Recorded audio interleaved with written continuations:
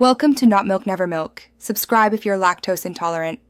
You start by ensuring you meet in-game requirements and have a reliable connection. This matters because MVP spawn timers and drops depend on persistent presence. Once done, scan servers for active MVPs or high population, then join immediately to catch respawns. Make sure to assemble a coordinated 3-6 player group or queue with friends so you can focus DPS and taunts. Coordinated teams kill MVPs faster and improve shard drop probability. Now move to positioning and roles for the fight. You want to approach the fight with clear roles because the Valkyrie has phases that punish sloppy play. Begin with controlled aggression. Let the tank hold aggro while DPS focuses burst during stun windows. Once she goes aerial, switch to ranged or safe rotations to avoid wipe.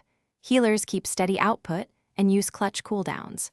Rotate consumables before the final burst to maximize damage. This increases the shard drop roll by improving kill speed and minimizing deaths, so keep momentum through execution.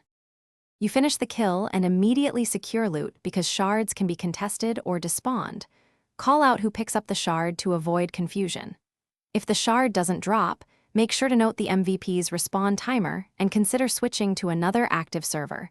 Drop chances reset with new kills. If failures repeat, troubleshoot latency and gear.